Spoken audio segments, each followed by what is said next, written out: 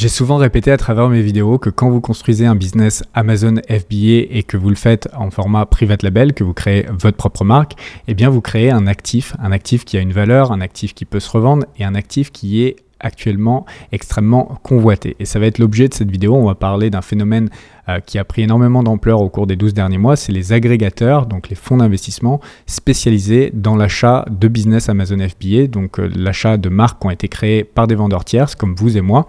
Et donc dans cette vidéo, on va voir qu'est-ce qui se trame concrètement, quel est leur nombre, quels sont leurs moyens, qu'est-ce qui les intéresse exactement en termes de business qu'ils veulent acheter. On va voir également comment ils font leur valuation, donc quand ils veulent acheter un business, eh bien comment ils évaluent le prix auquel ils vont l'acheter. Et puis on terminera par le fond de ma pensée. Je vous dirai un petit peu ce que je vois de positif et ce que je vois de négatif avec l'arrivée de tous ces acteurs et de tous ces capitaux dans l'écosystème Amazon FBA. Donc j'espère sincèrement que la vidéo vous sera utile, qu'elle vous plaira, et si c'est le cas, eh bien n'oubliez pas de me le faire savoir en me laissant des énormes pouces vers le haut, des commentaires et également en vous abonnant à la chaîne en activant la petite cloche. Maintenant que ceci est dit, eh bien on va pouvoir rentrer dans le vif du sujet. C'est parti. Alors qu'est-ce qui se passe concrètement dans le monde de l'achat-revente de business Amazon FBA ? Alors en fait, ce qu'il faut comprendre, c'est que au cours des 12 derniers mois, alors ça se tramait avant, mais ça a pris vraiment toute l'ampleur au cours des 12 derniers mois, eh bien, il y a eu un shift dans la manière dont sont achetés et revendus les business Amazon FBA. Donc dans le passé, historiquement, c'était acheté et revendu sur des marketplaces et des brokers type Flippa, type Empire Flipper et bien d'autres. Bon, ça, c'est les deux plus connus. Il y avait aussi la possibilité de revendre de vendeur à vendeur sur des groupes Facebook, des Discord, etc. Mais c'était un peu plus anecdotique. On va dire que le gros du business et de l'échange de business se faisait sur ce type de plateforme. En fait, ce qui s'est passé au cours des dernières années et significativement au cours des 12 derniers mois, c'est que la smart money, les gens de la finance se sont rendus compte que les business Amazon FBA en private label, les petites marques qui sont créées par des gens comme vous et moi, eh bien, sont extrêmement valuables, ont de la valeur. Et en fait, ils se sont rendus compte que plus de 50% des ventes qui sont faites sur Amazon sont faites par des gens comme vous et moi, et que 2 millions de vendeurs à peu près se partagent un gâteau de 25 milliards de profits pour l'année 2020. Donc en gros, la smart money s'est dit c'est très très intéressant. En plus, les business dans le passé, il y a encore 1 an, 2 ans, étaient évalués à des multiples assez bas. Et du coup, c'était vraiment une très très bonne affaire pour les fonds d'investissement et tous ces gens de la finance. Donc en gros, il y a eu vraiment un shift et pour illustrer et un petit peu donner une trame à cette vidéo, on va utiliser cette page qui est très très bien faite. C'est un broker, donc un intermédiaire qui aide les gens à traiter en fait avec les fonds d'investissement. Et donc sur cette page-là, il y a vraiment énormément d'infos qu'on va décortiquer ensemble. Donc ce qui s'est passé, c'est qu'il y a eu près de 70 fonds qui se sont créés, agrégateurs. Donc là, vous en avez la liste avec à chaque fois un lien vers leur site. Vous avez également le montant qui a été levé. Et vous pouvez voir d'ailleurs celui-ci qui a levé 1 milliard, pas 1 million, 1 milliard 746 millions.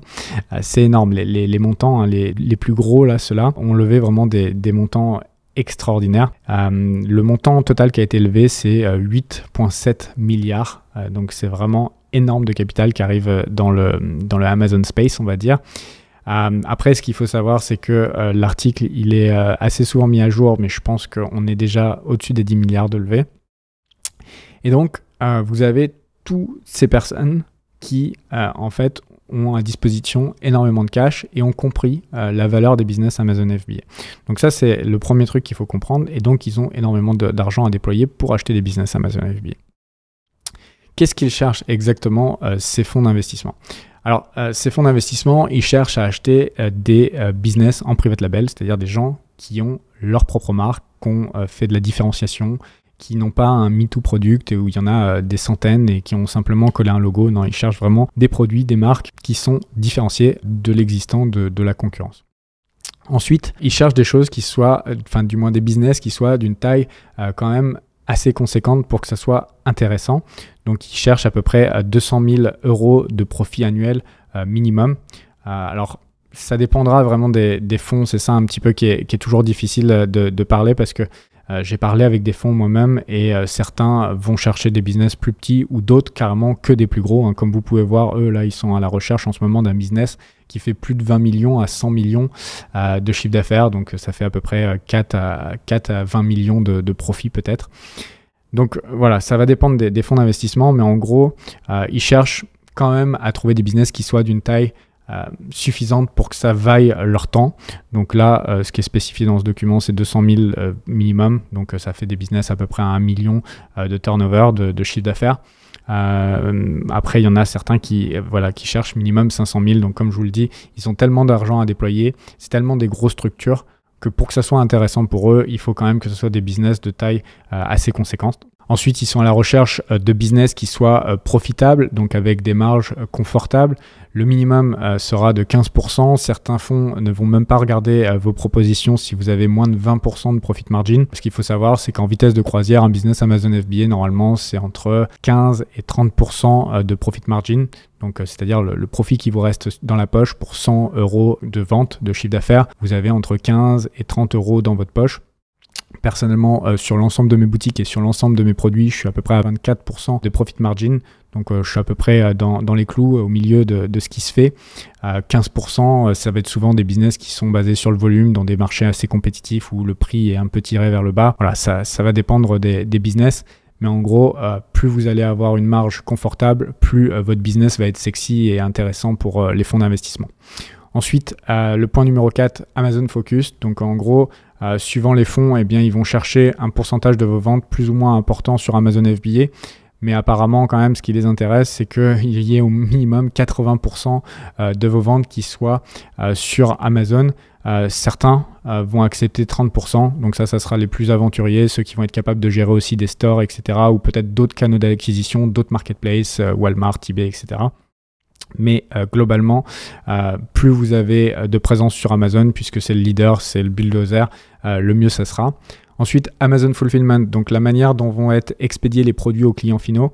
En gros, c'est soit Amazon FBA, donc traité par Amazon, ou bien par le marchand, FBM. Apparemment, c'est beaucoup mieux, c'est mieux vu d'avoir un business Amazon FBA. Après, j'imagine que ça dépendra également des fonds. Certains fonds d'investissement verront des opportunités dans des business FBM, peut-être en rendant les produits FBA, des choses comme ça. Donc, il y a des opportunités et encore une fois, ça dépendra du fonds. Ensuite, Brand Registry, eh bien ça va de pair avec le premier point, le private label, donc le fait que vous déteniez concrètement votre marque, que ce soit vos propres produits et que vous soyez enregistré, donc que vous ayez un trademark ou l'INPI en France et que ça soit bien enregistré donc dans la plateforme d'enregistrement des marques d'Amazon, Brand Registry 2.0. Donc ça c'est important. No Black Hat Tactics. Donc là ils sont à la recherche de business clean, qui n'ont pas fait des choses qui soient trop black hat. Black hat, c'est quand on utilise des techniques qui sont contre les conditions générales d'utilisation d'Amazon. Alors après, ce qu'il faut savoir, c'est que en tant que vendeur, souvent on flirte un petit peu entre ce qui est légal aux yeux d'Amazon et ce qui ne l'est pas. Mais préférablement, moins vous en avez fait ou si vous n'en avez pas fait, le mieux ça sera. Not a fad, donc pas de business qui sont éphémères, donc voilà, ils vont pas être intéressés par un business de hand spinner ou voilà d'un petit gadget. J'ai fait mon avant-dernière vidéo, il me semble, un des points justement, c'était ce type de business et de produits tendance sur lesquels il faut pas aller et eux non plus ne sont pas intéressés d'investir dans ce type de business. Donc voilà les métriques qui vont les intéresser quand ils vont prendre leur décision d'investir ou non dans votre business. Donc d'en faire l'acquisition. Donc si vous passez ce test en gros, ensuite l'étape suivante ça va être la valuation de votre business. Donc on va voir les points qui sont pris en compte pour estimer la valeur de votre business et donc l'argent qui va vous être donné contre votre business. Donc premièrement size, donc la taille de votre business. Plus vous avez un business d'une taille importante, plus les multiples que vous allez pouvoir obtenir vont être intéressants également parce que ce qu'il faut comprendre, c'est encore une fois que c'est des gros fonds avec énormément d'argent et en gros, pour eux, c'est plus efficient d'acheter des très gros business plutôt que d'acheter des tout petits business les uns après les autres parce que ça fera plus de maintenance, de petites choses, plus de moving parts. Ce qui les intéresse, c'est vraiment d'avoir des gros blocs, des gros business. Donc ça, c'est la première chose. La deuxième chose, c'est net margins. Donc comme on l'a dit tout à l'heure, ce qui est important pour eux, c'est que vous ayez un business profitable. Mais ce qui va influencer le multiple pour la valuation de votre business, c'est le pourcentage en fait que représentent vos marges par rapport à votre chiffre d'affaires global. Donc là, l'exemple qui est donné pour illustrer, c'est qu'ils vont préférer acheter un business qui fait 400 000 de profit pour 2 millions de chiffre d'affaires, soit 20% de profit margin, plutôt qu'un business qui fait 400 000 également de profit, mais pour 3,5 millions de chiffre d'affaires, ce qui fait, on va dire, 8-9% de profit margin, et ce qui est vraiment très très bas là pour le coup. Donc en gros, plus votre pourcentage de profit margin est élevé, plus le multiple auquel va être acheté votre business sera élevé. Ensuite, growth, donc le potentiel de croissance. Donc potentiel de croissance soit par l'expansion dans des nouveaux marchés, soit par la création de nouvelles références qui sont dans le même domaine que ce que vous êtes déjà en train de vendre, soit par le fait également que le marché, la catégorie dans laquelle vous êtes, va connaître une croissance dans un futur assez proche, parce que ça a le vent en poupe, parce que voilà, c'est un domaine qui est porteur. Et donc, plus le potentiel de croissance est important, plus la valorisation de votre business sera élevée. Ensuite, leading position in organic search on Amazon. Donc, en gros, que vous ayez une ou plusieurs de vos références qui soient vraiment organiquement placées dans le haut des résultats de recherche sur Amazon pour des mots-clés donnés dans des catégories données.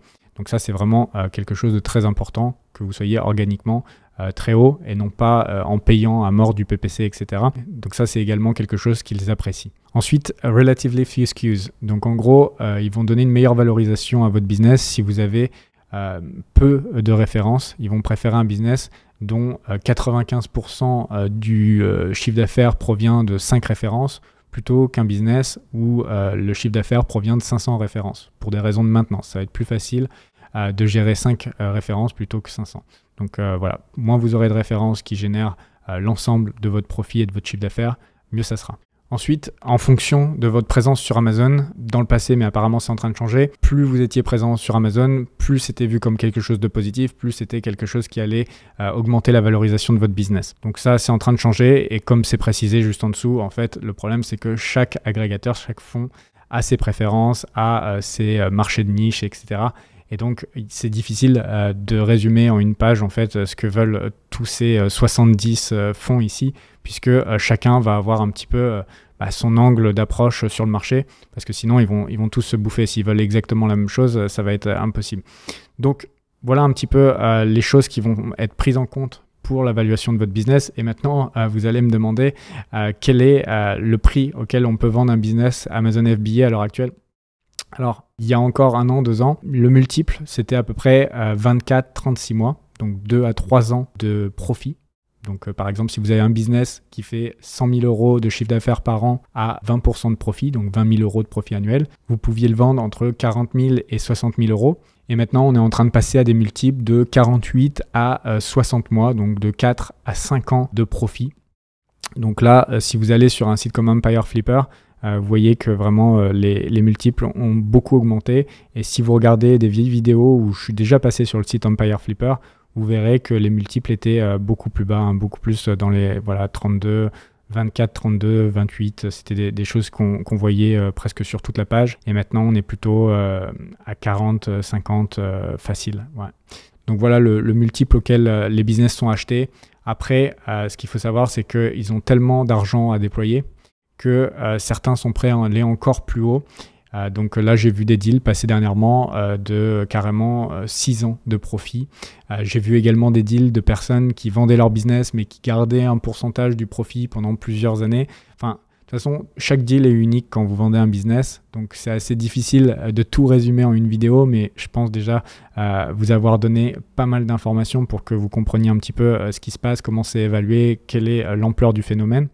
De toute façon, vous aurez tous les liens en dessous. Je vous invite à lire, si vous ne lisez pas l'anglais, à traduire ça avec Google Translate. Et puis la dernière chose que je voudrais faire pour clôturer cette vidéo, eh bien, c'est vous donner le fond de ma pensée en fait sur cette arrivée massive de capitaux et de nouveaux acteurs dans l'écosystème Amazon FBA. Donc d'un côté, il va y avoir de la négativité pour ceux qui sont dans des niches où les fonds d'investissement vont arriver. Eh bien forcément, vous allez avoir une différence quand vous allez passer pour concurrent un nomade digital un peu à la cool avec son sac à dos et ses claquettes qui fait son business depuis Chiang Mai et que vous allez remplacer ça par des cols blancs assoiffés de profitabilité.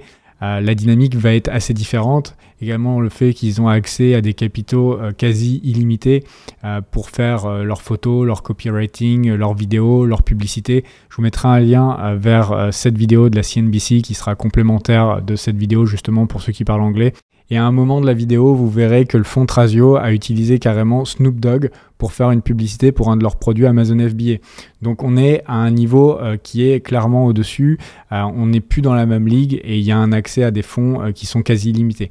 Donc clairement, ça va changer le game, ça va se professionnaliser, ça va devenir beaucoup plus efficient. Et si vous voulez maintenir la cadence, on va dire, et maintenir votre place dans des niches où des fonds sont arrivés, eh bien il va falloir plus que jamais être très professionnel et avoir vraiment des super listing. C'est ce que j'enseigne à travers ma formation, c'est ce que je distille à travers cette chaîne YouTube. Donc si vous la suivez, vous êtes déjà avec un cran d'avance par rapport au vendeur Amazon FBA traditionnel qui n'est pas vraiment informé, qui a juste lancé ses produits, qui n'a pas vraiment de branding, qui n'a pas vraiment d'amélioration sur ses produits. Et donc quand un fonds arrive dans sa niche, eh bien il se fait tout simplement bouffer.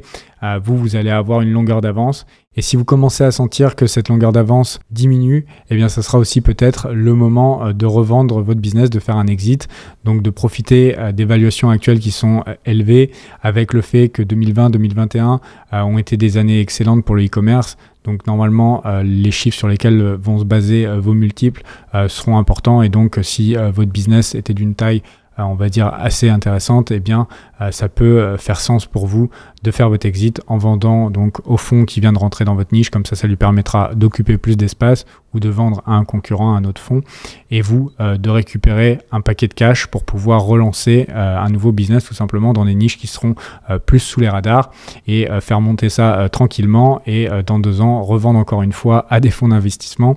Et c'est comme ça en fait, en vendant des actifs à chaque fois pour 5 ans de profit, donc en faisant des exits, que vous enrichissez de façon réellement exponentielle. Là, c'est vraiment la meilleure façon, c'est de créer des actifs et de les revendre. Il n'y a pas mieux pour s'enrichir.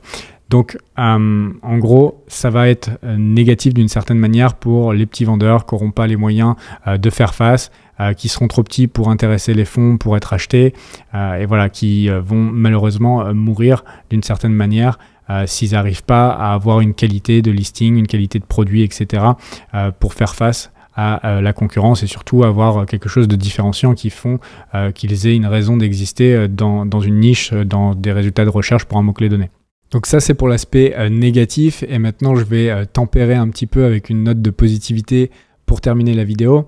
Déjà, la première chose que je peux vous dire, c'est que j'ai discuté avec quelques-uns de ces fonds d'investissement, une dizaine au total, avec les plus petits, pas forcément avec les plus gros.